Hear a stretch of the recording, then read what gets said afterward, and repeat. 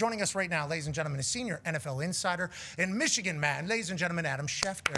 Hey. Shefty, sorry we made you wait there. We apologize.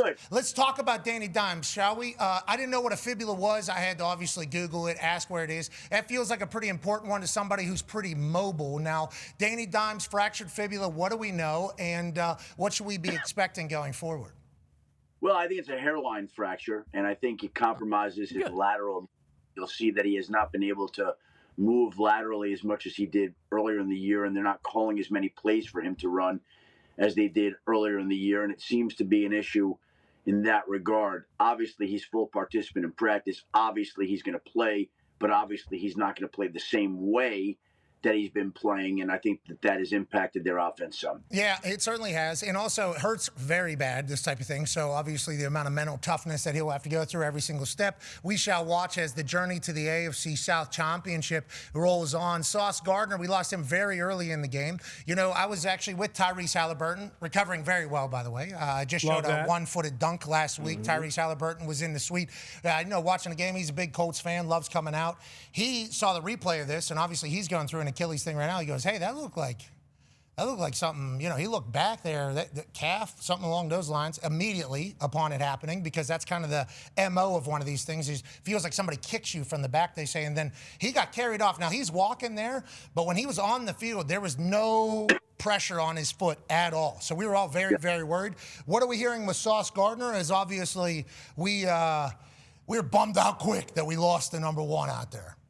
Yeah, well, the good part is, obviously, it doesn't seem like it's his Achilles. And the great Dr. Randy Moss diagnosed that right away. We were in our conference room watching the games after Sunday Countdown. And obviously, to your point, Pat, everybody thinks, okay, is this an Achilles? But within minutes, Sauce was back on the field in a boot and with crutches. And Randy's like, if you tear your Achilles, you're not coming back out into the field. It won't be his Achilles. And it doesn't look like it was. It looks like it's a calf injury. It looks like it's multiple weeks. I think we may have seen the last of him for roughly about a month. Roughly. We'll see if they decide to put him on injured reserve or not. Hey, the good part is it's not his Achilles. Because if it was his Achilles, you don't even know if the guy's ever going to be the same kind of player again. Fortunately, it looks like a calf injury. Calves are not fun, and it looked like it was very painful, and hopefully he's back soon, and hopefully Tyrese Halliburton's back soon. Yeah, well, I've been telling Tyrese the Pacers need him, so maybe we expedite this thing. I think we've won 3 games this year, maybe. Yeah, maybe. I think second last night. Okay, yeah, so, okay, whatever the case. Yeah, Tyrese going to be back in good spirits. Nice to hear that Sauce going to be back for a playoff push here in Indianapolis as it takes place. A couple other injuries as well. Any updates? Go ahead, Con Man. Yeah, Schefter, Thanksgiving, Amon-Ra went down early with an ankle. They have Thursday Night Football this week. What's it looking like for Amon-Ra's recovery? I would say most people would not be able to make it back for Thursday Night Football. Knowing Amon-Ra, I think he's going to wind up pushing to try to play on Thursday night. Now, whether he can do that or not, we'll see how the week of practice goes, and we'll see how he feels on Thursday. I don't think they're going to be ready to rule him out quick. Maybe they will, but I think he's going to give it a chance to be able to try to play on Thursday. I'm not telling he will, but this guy is very, very tough. Yeah, very tough, very strong. I mean, seemingly built for everything. If he's able to bounce back that quick, I think we will all be impressed. Go ahead. Yeah, I was going to say, you're missing, if he doesn't play on Thursday night, no Amon-Ra, no Sam Laporta, all the injuries in the second. It's a lot to overcome for them. No Ragnow. I'll tell you what, man. Yeah, what happened today? Ragnow came in and the doctors were like, hey, exactly what we said like 6 months ago. You just can't. Yeah, you need to stay retired. You can't do it, dude. We're sorry. We wish we could, but the scans have come back. Lose my license. The exact same as whenever you had Muscles retired, off the brother. bone, Frank. Your whole body is broken, Frank. And obviously the world respects the shit out of you for that, but it's like, we can't let you back on the field. Just like last year, we were dancing. I mean, come on, Frank. You're too damn tough. We can't do it. Is that what happened? Is that basically how the whole story went with Frank Ragnow? I mean, it's me, like, he goes in there. They announce he's coming back. He wants to come back, and they go in. The doctors look, and they find a hamstring issue. Frank, great. Shredded. Frank, you Can't pass physical. And that announcement came about 15 minutes before Michigan Ohio State kicked off, in a weekend in which the Lions already lost the game on Thanksgiving Day. So they lose Thanksgiving Day. Now you lose Frank Ragnow. Not that he had him.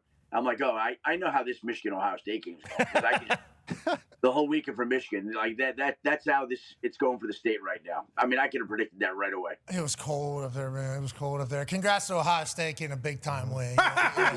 Big-time win by Ohio State Buckeyes. Hey, young team up there in Michigan. They can learn from this as they go forward. Foxy, you a little bit worried about these lines, man? You a little bit worried about what's going on? I mean, as Schefter said, I was heading home for Thanksgiving. It's Wednesday. Ragnow's back. We're going to beat the Packers tomorrow. The Lions are going to be in the playoffs. We're going to go to the Super Bowl. Everyone is fired up for the best Thanksgiving of all time, and then we lose. Ragnow's out.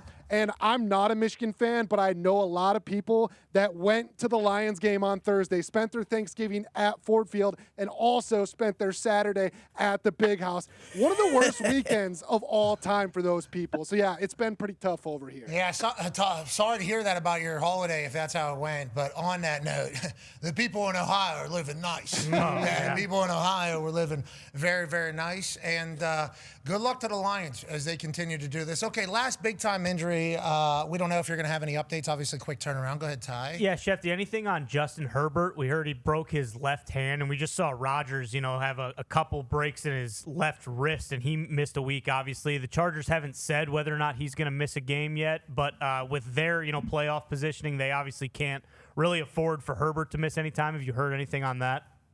He's having the surgery today. He says he's going to try to play. He's treating it as if he's playing. Now, again, he's going to have the surgery. We'll see how he can get through the week of practice, what his grip on the football is like. I don't know if there's any ligament damage. I think that's a key question here. When doctors go in there, maybe they find some ligament damage or not. Hopefully not. Hopefully he's back soon. Yesterday he goes out and then comes back in with that giant, oven mitt on his left hand and finishes the game. That guy's a warrior. Absolutely. He's going to try to play next Monday night. We'll see if the surgery today allows that to happen. I think it's up in the air. He's a football guy. Herbert's a football guy. If he can play, he will play. Definitely. Max Crosby and he obviously had their moment. Whenever he shoves him for yelling in his ear, Max says, did anybody fight Max? I think a lineman ran over. I don't know about fighting Max. I don't think so. Just walked off. I don't know. I'm not getting into that. I'm not getting into that. Max Crosby, though, what a menace. When you talk about menaces of all menaces, he's doing his thing. Love good AFC West football. Oh, that was in his ear. That's the first time I seen the whole thing. Yeah, okay. It's a little Phillip Rivers. Yeah, he was screaming right at him. 92-yard touchdown! When he's yelling in that defensive line. It helps after he helps him up in that entire thing. I like that. Yeah, there's a little heat there. Yeah, we like that. that there's a little heat there. Baby. Yeah, I do love everything about it. Okay, let's move on to some big-time stories that are obviously developing. Go ahead, Tone. Yeah, Schefter, I'm not sure if you saw it, but for the fourth time this season on primetime in front of a national TV audience, the Steelers got embarrassed. Renegade got booed, and there was fire Mike Tomlin chants. Yep. Is there any chance that there is a change in Pittsburgh this season? What are the reads or vibes you're getting out of that building? Tony, I've always felt like if a change ever occurs there, it's going to be because Mike Tomlin doesn't want to be back there. Mike Tomlin, again, I know the people in Pittsburgh don't like it, hasn't had the losing season in his 18 years as a head coach, trying to make it in a row. They also haven't won a playoff game since 2016. So it's both ways. Some people view it one way, other people view it another way. I could say if they didn't want Mike Tomlin there, and maybe the message is stale, maybe he moves on like Andy Reid, finds a new home. Andy Reid's time in Philly had run out. He went to Kansas City. We see how that worked out for him. Of course, he drafted Mahomes, but it worked out incredibly well, and the Chiefs obviously love having him. If Mike Tomlin were a coaching free agent, he automatically would become the number one coaching free agent out there. He could have any coaching job he wanted. He could have any broadcasting job he wanted. Oh, yes. So, I mean, maybe the Steelers fans clearly have had enough of Mike Tomlin, but I don't know that they're not firing Mike Tomlin. That's not going to happen. We're not going to get one of these announcements that the Steelers have relieved him of his duties the way that we get from other teams. Would there be a trade or anything like that? Would that be the conversation? And obviously, Coach Tomlin would have to be the one that kind of says he's good with it. Yeah. Coach Tomlin, this is just like the James Franklin at Penn State, but Tomlin actually won a bunch. 5-10 years from now, everybody, if there is a change, we're not saying that there is or we have any say in anything, or the Rooneys kind of do their entire thing.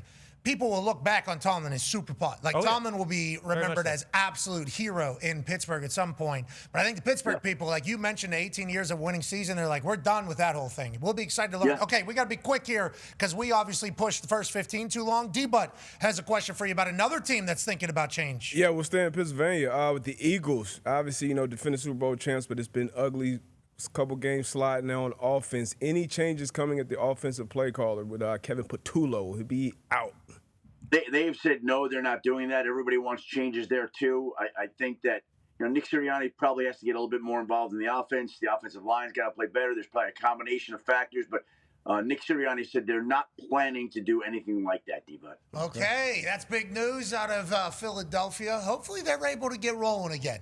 When Saquon was going, it was so much fun. It's cool. It was so much fun when Jalen was doing cool stuff. It was always fun. Now it just seems like there's drama over here. Too much, a lot of distraction, but never distraction with you, Adam Schefter. We appreciate the hell out of you, brother. Thank you, guys. Appreciate it. Happy Monday. You in studio tonight, or what are you doing? I'm sitting in my house right now. I'm going to go to the doctors. I've been coughing for about a week. With every cough yesterday, Greeny would move further and further away from me in the conference room. Like every time I cough. That's a good idea. Greeny, You need to see up, brother, over there. Okay, good luck. We're pulling for you. We love you. Ladies and gentlemen, Adam Schefter. Hey, Schefter.